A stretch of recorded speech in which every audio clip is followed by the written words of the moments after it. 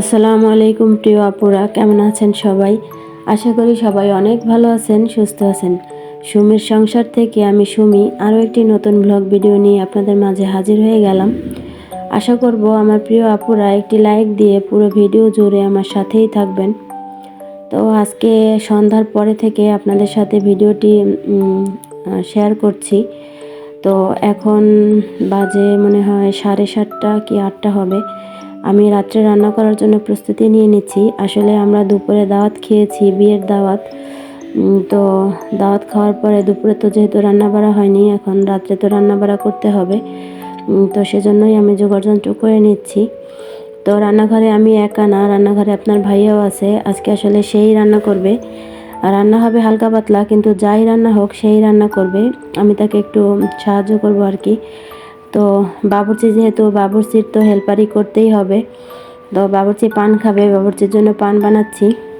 তো এই কাজটা আমাকে প্রায় করতে হয়। আপনাদের ভাইয়া পান খান, আপনারা তো সবাই জানেন, আমি আগের ভিডিওতেও বলেছি।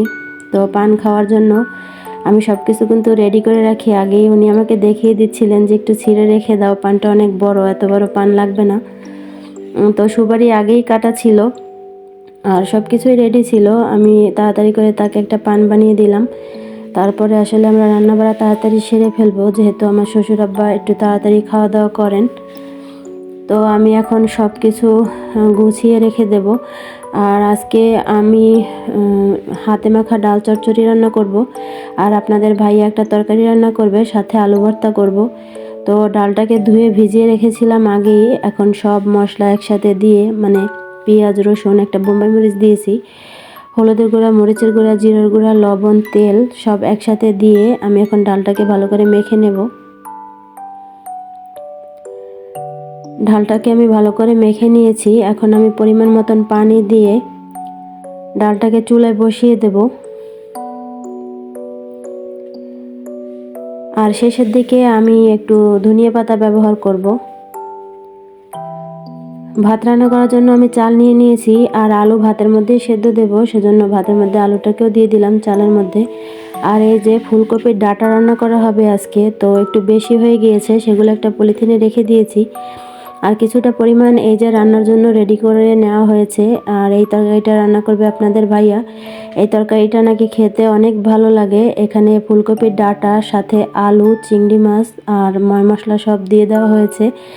সব মশলা একসাথে মাখিয়ে এখন এর মধ্যে পরিমাণ মতন ঝোলের পানি দিয়ে দেওয়া হবে, যাতে যেটুকু পানি হলে আর কি সেদ্ধ হয়ে যাবে সবজিটা। আপনাদের ভাইয়ের হাতের সব রান্নাই কিন্তু আমার খেতে অনেক ভালো লাগে।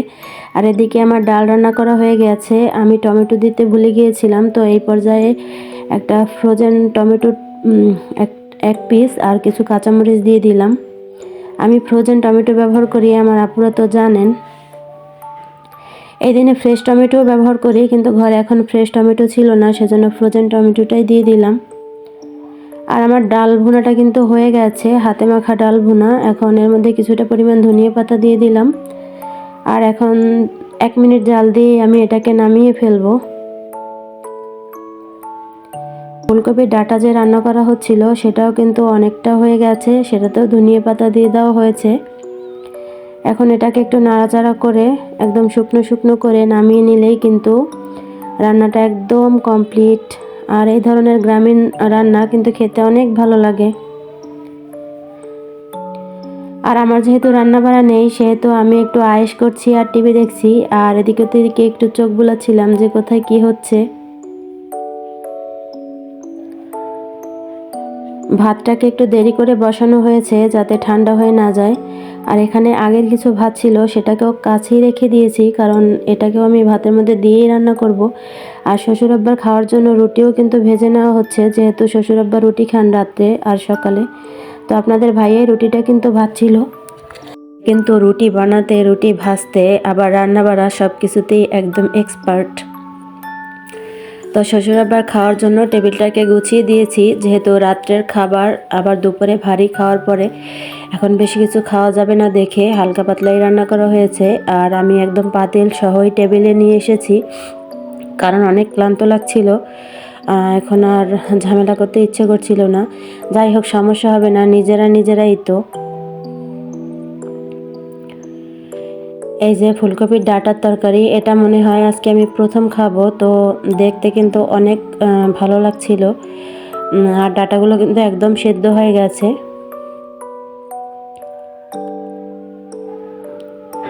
আমার যেসব আপুরা আমার ভিডিওর এই পর্যন্ত এসেছেন তারা মনে করে একটা লাইক দিয়ে দিবেন প্লিজ। রান্নাঘরটাকে কিন্তু সুন্দর করে গুছিয়ে নিয়ে আমরা খেতে বসে গেছি। একদম অল্প করে খেতে নিয়েছি, খেতেই একদম ইচ্ছে করছিল না, ওষুধ খাবো দেখে অল্প করে নিয়েছি। তো আমার আজকের ভিডিও এই পর্যন্তই। আপনারা সবাই ভালো থাকবেন, আমার জন্য দোয়া করবেন, আমিও আপনাদের জন্য দোয়া করব। আল্লাহ হাফেজ।